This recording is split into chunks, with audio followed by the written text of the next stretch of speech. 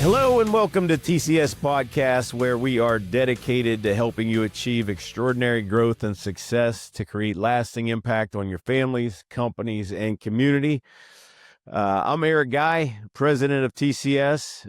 Joining us today is a fan favorite. People cannot wait for this guy to be on here. This is going to explode.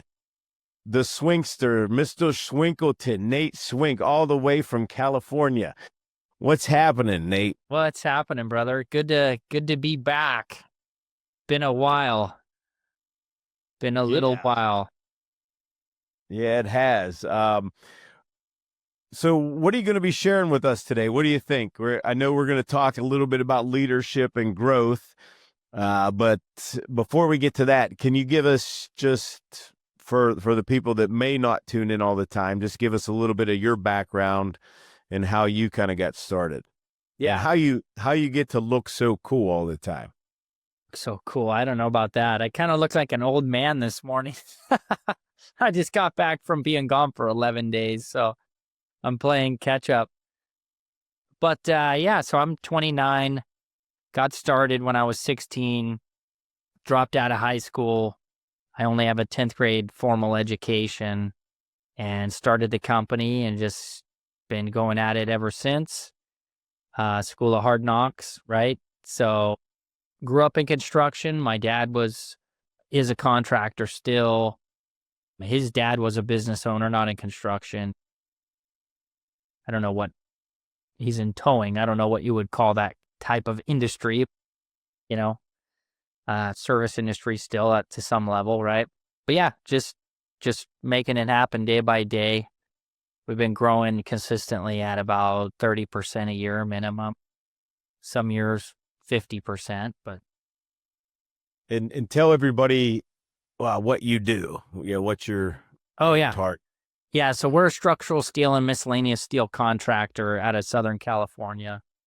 We're signatory to the Iron Workers Union, and we do, our main projects are high-end, large residential custom homes, like 10, 12,000 square feet and up, and then commercial buildings, tenant improvements, ground ups. We have a 7-story building we're doing in West Hollywood, looking at some big tenant improvement work down in San Diego. So we go all over the place now as we're trying to grow and scale and get on these bigger projects. Yeah, that's good.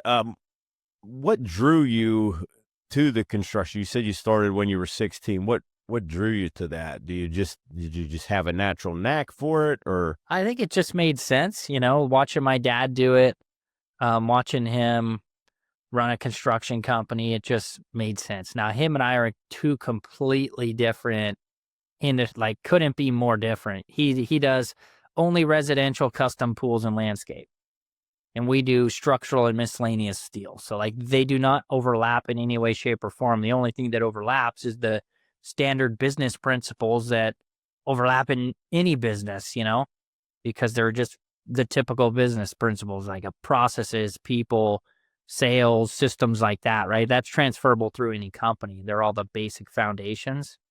So it's funny because sometimes in conversation, people will be like, "Oh yeah, so when did your dad start the company?" or da da da. And I used to interject, and now I just let it flow and let them think that he owns the company, even though he has nothing to do with it. And then we'll walk away from a conversation, and my wife will be standing there, and she'll be like, "What the hell? Why didn't you say anything?" I'm like, "I don't even care anymore." It's whatever. Because you start something so young, dude. Everybody thinks the only way you did it was, it was your dad. You took over your dad's. Now, I had plenty of help from my dad, right? He gave me loans. He gave me advice. There was lots of nights sitting up at the dinner table with him, working and learning about finance and learning about estimating and overhead allocation and all that stuff. But, he didn't start the company. It's been started with my own blood, sweat, and tears. Yeah, and I like it because our community, the TCS community, there are several younger people in there. Yeah, there is, for sure. And I know one. I was just with one last week, and he's he's 24, and he's a go getter, man. And Yeah. he's starting it, like you did. He's got his head down. He's doing a lot of good, trying to learn along the way. And that's kind of what I want to get into with you today. So other than, you mentioned your father, who influenced or mentored you early on in your career? Yeah, a lot of people did. One besides my dad, one specific person was a guy named Jack Compton. He actually taught me how to weld and mentored me. He was in the Ironworkers Union and as well taught at a college. He was a school teacher there, and then in the summers would work for the union as an ironworker. And I did a lot of one-on-one training with him at his house up in Piru. He actually has a ranch up there.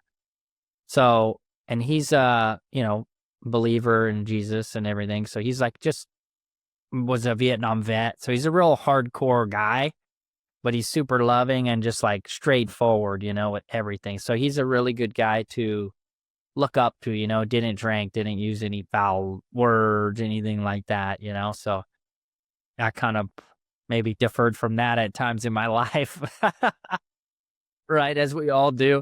But no, he was definitely a mentor of mine, someone to look up to, somebody to admire.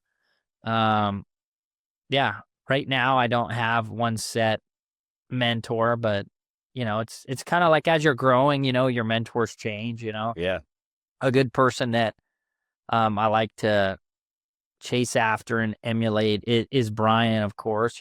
Brian Hess, because he's I don't even know how he does what he does from a family level, being a dad, like the fact that his kids all love him and that he's not divorced, like that's beating a million statistics right there for what he's done and the amount of time he's gone. So that there's a lot of good things, right? Like that's a God-centered home and everything else, and that their marriage is really strong. So like that's someone who I also look up to currently, as I'm a father and newly married a few years ago. It's like, how do you balance all this? How do you juggle it, right? Yeah. So Yeah, that's the balancing act. That kind of leads me to my next question, Nate. Like, what challenges shaped your leadership style today? Like, yeah, a lot of it I learned by doing it the wrong way, you know, um, talking down to people, yelling at people, being an asshole, not asking them how their day was, just kind of being very transactional. Like, I'll be transparent. That's how it was. That doesn't get you very far. People aren't wanting to work hard for you if you're that way. So that was one learning curve, right? Where now I'm like, all right, put the people first, help the people develop, and then by default, you'll get what you want tenfold. And again, you're not doing it for that selfish motive. It is the right thing to do. Yeah. So yeah, that was one major learning curve in leadership. yeah, what about being a younger person? I mean, you mentioned you're only 29 and you haven't been older, you've been younger. And you've Yeah. led older people. Like what did you learn about leading people that were not just older than you but may have had like years more of experience than you? Yeah, definitely. A lot of that just requires different communication skills and strategies, right, Eric? It's about, maybe with a younger guy, you can just tell him, hey, go do this, and here's how we want you to approach it, et cetera, et cetera. And they might not question it, right? They just go get it done. Whereas if it's an older guy, you want to collaborate more with them. And really you want to collaborate with the younger guy too, but sometimes you just got to be like, hey, go get this done and here's how you do it. Or do you have questions, So collaborating with older people, definitely you want more input, right? Everyone has an ego, unfortunately, right? We try to crush that and diminish that as much as possible in our company because it's not always productive. There's a healthy ego, but oftentimes most people don't know how to balance the two and don't know where the line is where you cross over from one to the other. So it's just kind of, how you communicate. Sometimes you got to feed somebody's ego. If you're a smarter communicator than they are, you can feed their ego and get them to do things, yeah, it's all about how do I have to communicate to this person? How do I have to motivate this specific person? Whether they're way older than you, more experienced, way younger, it's all the same. It's just those kind of underlying principles. And you mentioned your background, how young you are and everything. What do you think the role of mindset and discipline is and how it's impacted your success? Yeah, and that's huge. Mindset, discipline, leading by example, right? Living the standard that you're preaching. That's major, right? You're not going to get a bunch of people to buy into what you're saying and doing or your core values if you're not doing it. You can't show up to work and just bitch at people that they're not working hard enough and then you leave, Right. Like people actively saw me while I was on vacation working just as hard as I do while I was here. My wife was not stoked about it, but there's certain times, right, and cycles in business and life. And right now it's where I couldn't shut off for that amount of time. So I was still working 3-4 hours a day while I'm on vacation. Definitely not ideal. You look at that and you think, okay, well, what do I need to do in the business to adjust or fix that so I don't have to do that? Because I'd love to be able just to shut off and hang out with my family. But there's certain phases where that's not possible. But to tail it into your point, it's part of that is leading by example, is making sure that people know you're not going to ask them to do something that you're not going to do yourself. Agree. You mentioned a couple of mistakes that you made, but what's one that we haven't heard yet that you made early on that you learned from? One early on. Yeah, I made a ton, man. There's lots of mistakes. So we started taking on big projects like when I was young. So I think when I was how old would I have been? Like 23, 24, I had my first $1 million project.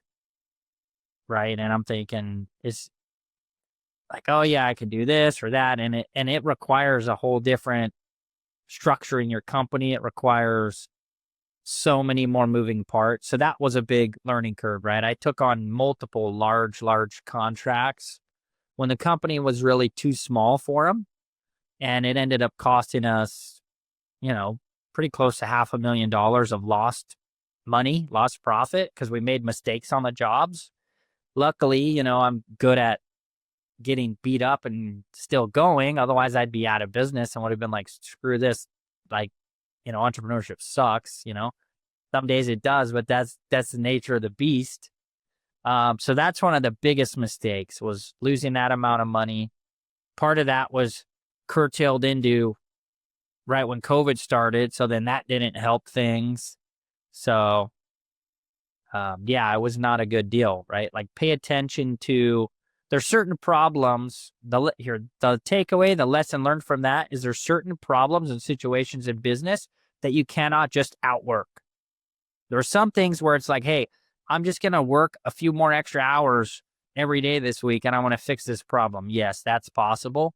There's some situations where that is not possible, and you need to know the difference, where it's like, we're not set up for this opportunity. We're not going to go after it, because the solution is not me working a few more extra hours. The solution is we need, $100,000 of cash liquid in the bank to float things, or we need X amount of, right? There's way more moving parts involved. And if you don't look at all those and make rational decisions based on fact and information, not feelings, you're going to get screwed and you're going to lose a lot of money, because there's so many moving parts. Right. As far as like, you're that kind of next generation, especially in contracting, and we hear a lot about it from experts too. I was just listening to Mike Rowe this morning. Again, like, hey guys, the trades is where it's at. And I've known that for what I do. I've known that for a while.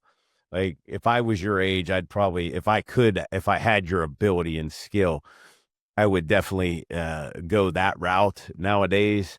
But, one of the things that we do talk about a lot in TCS is developing that next generation of leaders. How do you see yourself contributing to that? Yeah, for sure. So that's a big issue right now. And if anybody follows micro, you know that, right? That we don't have enough people entering the trades. Also, a lot of the young people who don't have the best work ethic, don't have what we would call common sense at times. So what we try to do here is we have a high standard. So we might hire somebody from another company. We have to teach them our way of doing things and our standard, because the standards out there in general in construction are very loose. And that's why it's frowned upon. You get construction guys that dress crappy, that cuss all the time and smoke cigarettes on the jobs. You guys who are doing that make us all look bad. You make the industry look bad, and you're not teaching the new guys the right way to do things. So how are we helping develop the next generation of leaders? Is we're teaching them a higher standard, and then we're also doing a ton of training. Like I said, we're unions, we have training through that. We do a ton of safety training, and just calling things out. If you see something wrong, if I'm walking through the yard, and I do on a daily basis for like 10-20 minutes just to stretch my feet, I'll walk through our shop, and if I see somebody doing something that there's a quicker way to do it, I'll go up to a guy and be like, hey, are you open for a suggestion? Let me show you this, or whatever. And that's really what it's about, is like, how do we train everybody up so they can be the best version of themselves, and be the best version of themselves for their families. Really, that's more important than anything else. Absolutely. What would you say, especially to our younger contractors? That's funny saying that to you when you're only 29, but we do have a handful that are actually younger than you. What advice would you give them when they're trying to make their mark? Trying to make their mark. Yeah, that's a good question. I'm not sure.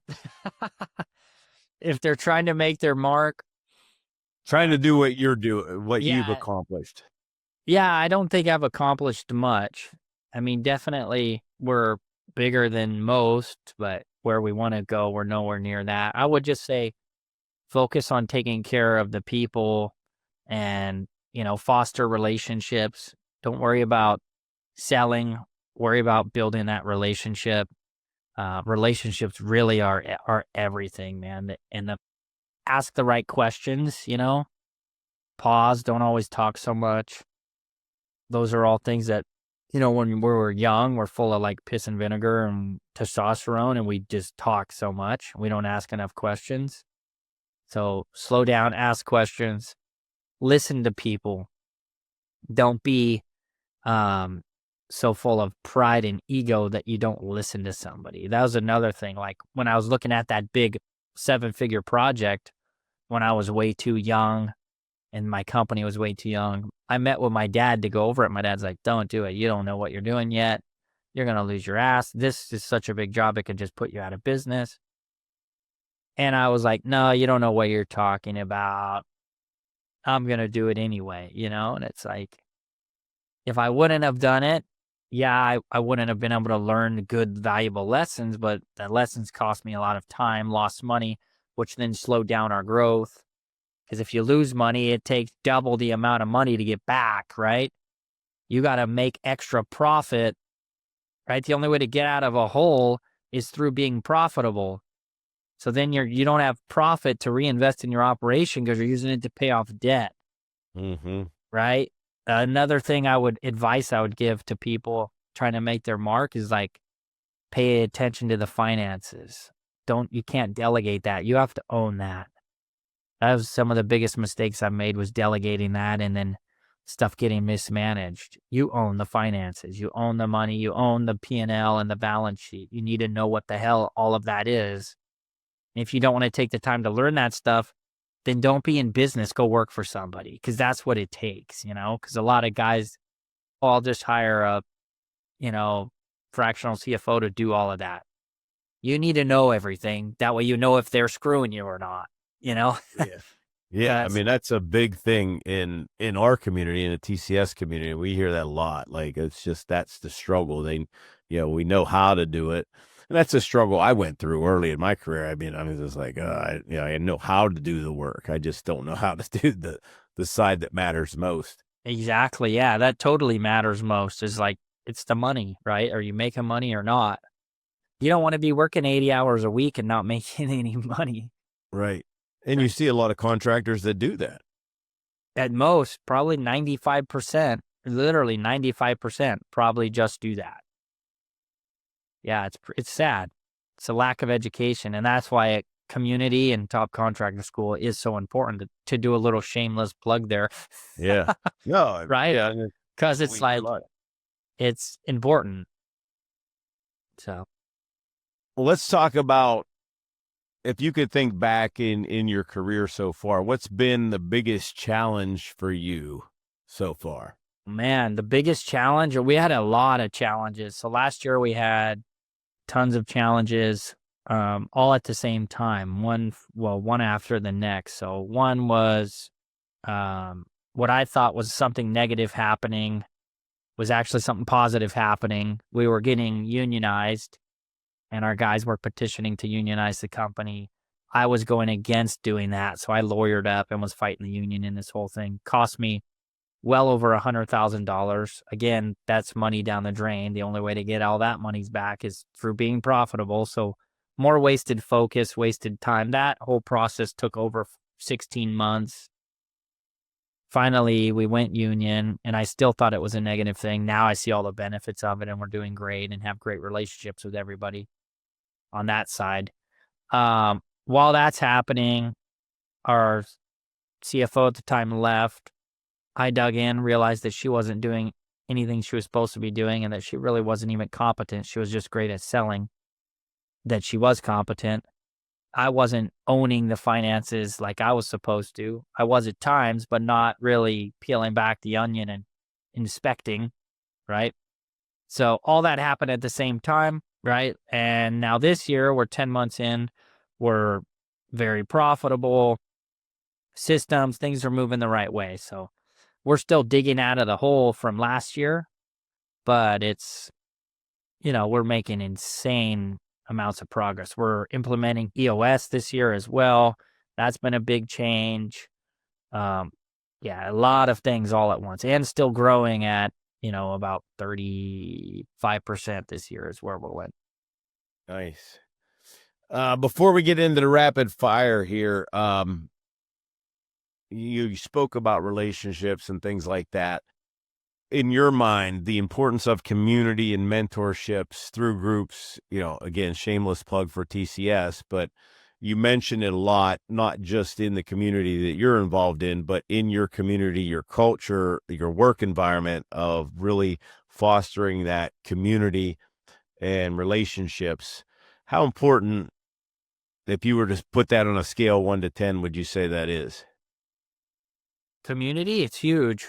That's going to be one of the answers to question 2 on the rapid fire. It's like, get into a community sooner, because then you can bounce ideas off of people. You have more network, and there's times you might not be as engaged in that community. Like the last few months, I really, to be honest and transparent, I have not been in TCS that much and engaging in the calls.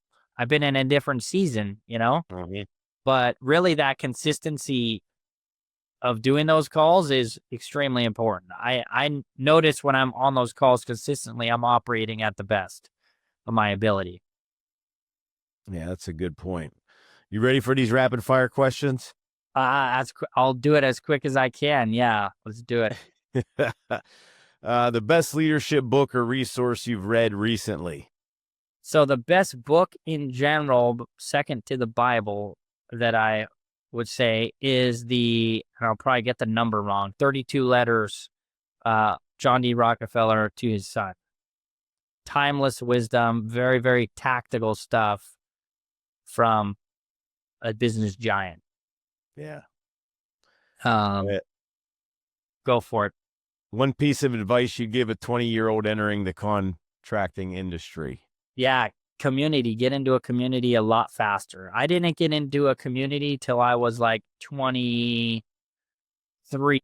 So for 5-6 years, all I was doing with the money that I made was partying. I wasn't being a leader. I was smoking weed and drinking with my guys. That's not very productive, you know?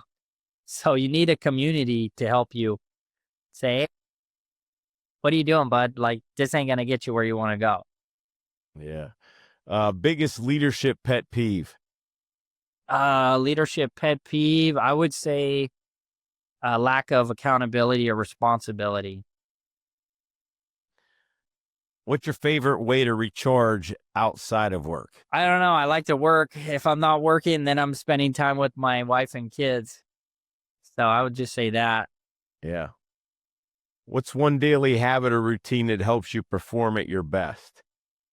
Prayer and reflection, reading, meditation with God, reading the Bible in the morning. Who inspires you the most in business or life? A lot of different people in business. I would say like someone who this might sound cheesy, but I'd say Jesus, just to encompass business and life, you know? If you look at his leadership style, that's the best leadership style, you know? It gets you the most juice out of your squeeze, you know? It's like Yeah, I would agree. servanthood leadership is the best. I And would then agree. you get guys like John Maxwell. I could say him, but all his books pretty much point to Jesus. So it's like this, it's all the same thing. Yes, sir.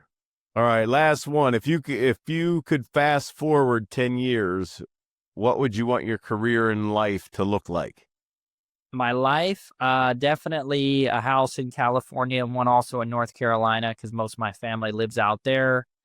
In 10 years, we'll be doing should be pretty close to $80 million in revenue a year. So a multiple 7-figure income, my kids in good schools and just, yeah, my family, very strong, disciplined family. Yeah, good relationship with my wife and just doing new and exciting things too, not being stale. So, Yeah, hopefully we can get you out on one of these adventures. yeah, I want to, dude. Yeah, I'd love to. Those look like, I look at the pictures and the little snapshots for like the promo of them. I'm like, this is beautiful. I'd love to get out there. Yeah, it's a lot of fun. I'm having more and more fun the more contractors we take out. It's just Oh, I because bet. we get to talk about business and life, everything we talk about on this podcast. Yeah, but with no distractions. You're in the woods with no phones or distractions. You can't beat Correct. that. Yep. All right, last question before we wrap this up, Nate. What's one piece of advice you'd leave with contractors listening today, if you could sum it all up? Yeah, the biggest thing that's cost me the most amount of money, I would say know when to delegate, know when not to delegate. If you do that one thing wrong, it will cost you an incredible amount of money. I'll leave you with two things because the second thing is don't be afraid to enforce your standard. Who gives a crap what other people are going to think? Just enforce your standard. If the guy's older than you, whatever, right? It doesn't matter. Enforce the standard, right? The standard is the standard is the standard. That's it. Love it. You have to enforce it. Yeah, that's great. That's really great advice, especially for young folks too. I mean, that's across the board, but I think folks that are younger sometimes worry about that too much, and then they get, when you don't enforce the standard and you let it slip, it only hurts you. Yep. Right? It's the leader. So yeah, and it just slows everything down, man. And then it's just you get pissed. Then you're pissed off and angry. Well, it's your fault that you're pissed off and angry because you didn't have the balls to hold everybody accountable. That's right. At any cost, too. It's at any cost, hold people accountable. All right. Well, that's all for today, folks. Mr. Swinkalicious, thank you for being part of the TCS podcast again. It's good to see you back on here, and I know I'm going to see you out in California next week, and looking forward to catching up with you. And that's a wrap, guys, for the TCS podcast. Until next time, keep leading, keep growing, keep winning. See you next time.